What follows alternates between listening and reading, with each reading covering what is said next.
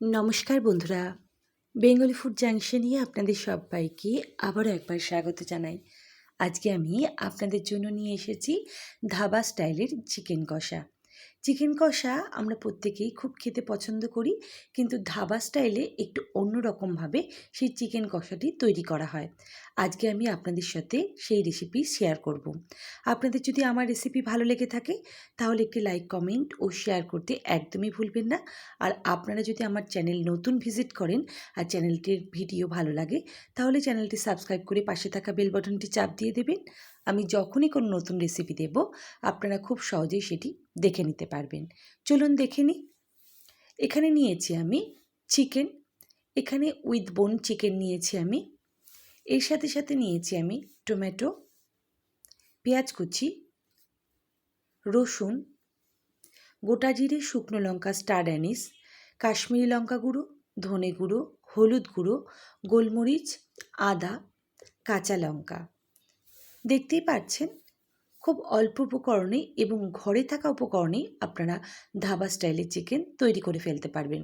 প্রথম যে রান্নাটি আমি এখানে সর্ষের তেলে করেছি, ধাবাতে কিন্তু সেটি পুরোপুরিভাবে বাটার বা সাদা তেলে করা হয়। আপনারা চাইলে সেটিতেও করতে পারেন। সর্ষের তেল গরম করে আমি এখানে ফোড়নের জন্য গোটা জিরে, শুকনো লঙ্কা ও স্টার অ্যানিস দিয়ে দিয়েছি। স্টার অ্যানিসের গন্ধটি কিন্তু ভীষণই সুন্দর, আপনারা একবার রান্নাতে ব্যবহার করে দেখতে পারেন। এরপর ফোড়নের থেকে সুন্দর গন্ধ বেরোলে আমি মিডিয়াম সাইজের 3টে পেঁয়াজ কেটে রেখেছিলাম, সেটি এখানে দিয়ে দিলাম। প্রত্যেক বন্ধুদের অনুরোধ করব ভিডিওটি স্কিপ না করে পুরো ভিডিওটি দেখার, তাহলে যখন আপনারা রান্নাটি তৈরি করবেন পারফেক্টভাবে তৈরি হবে। এরপর পেঁয়াজটি বেশ ভালো করে আমি রান্না করে নেব। অন্যদিকে মিক্সিতে আমি আদা ও রসুন আর তার সাথে ঝালের পরিমাণ অনুযায়ী কাঁচা লঙ্কা দিয়ে একটি পেস্ট বানিয়ে নেব। এর সাথে এখানে আমি গোলমরিচ দিয়েছি, তার জন্য কিন্তু ঝালের পরিমাণ অনুযায়ী আমি 2টো কাঁচা লঙ্কা ব্যবহার করেছি। আপনারা চাইলে আপনাদের পছন্দ অনুযায়ী ঝালের পরিমাণটা আরও বাড়িয়ে নিতে পারেন। এরপর আদা রসুনের পেস্টটি ভালো করে আমি করে রেখেছি। অন্যদিকে এখানে একটি আমি টমেটো কেটে পেঁয়াজ ভাজার মধ্যে দিয়ে দিচ্ছি।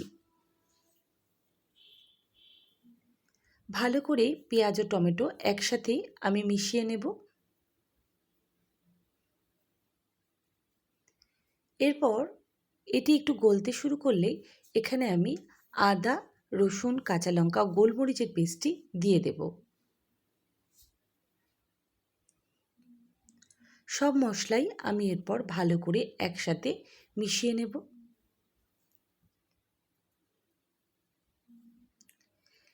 এরপর মিক্সি ধোয়ার সামান্য জল আমি এই গ্রেভির মধ্যে দিয়ে দিলাম। এরপর একে একে গুঁড়ো মশলাগুলো আমি এর মধ্যে দিয়ে দিচ্ছি। দিয়ে দেব হলুদ গুঁড়ো, পরিমাণ মতো কাশ্মীরি লঙ্কার গুঁড়ো, আর তার সাথে এইখানে আমি পরে অ্যাড করব সামান্য লবণ। আমি কিন্তু পেঁয়াজ ভাজার সময় লবণ দিইনি, এখনই আমি একেবারে লবণটি দিয়ে দিলাম।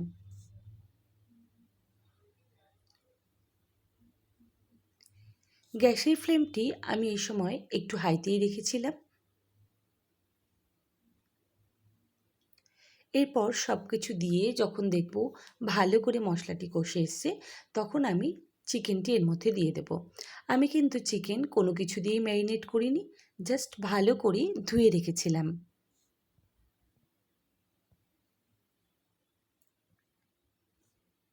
এরপর কষানো মশলার সাথে মাংসটি ভালো করে আমি মিশিয়ে নিচ্ছি।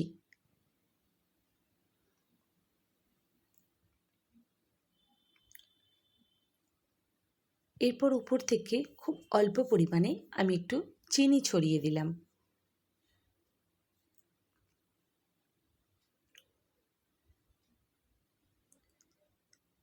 সব কিছু ভালো করে মিশে গেলে এরপর আমি ঢাকা দিয়ে লো টু মিডিয়াম ফ্লেমে 10 মিনিট রান্না করেছি।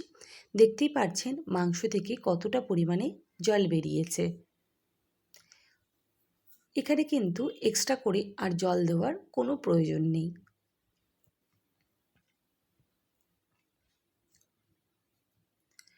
মাংস কিন্তু 10 মিনিটের মধ্যে বেশ ভালোভাবে নরম হয়ে গিয়েছে। এরপর এইখানে আমি অ্যাড করে নিলাম 1 চামচ মতো ধনে গুঁড়ো।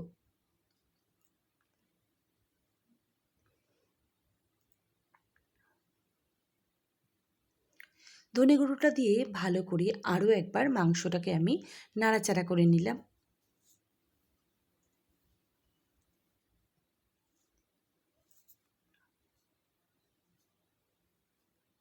এরপর ঢাকা দিয়ে আরও 5 থেকে 7 মিনিট মাংসটিকে রান্না করে নিলাম।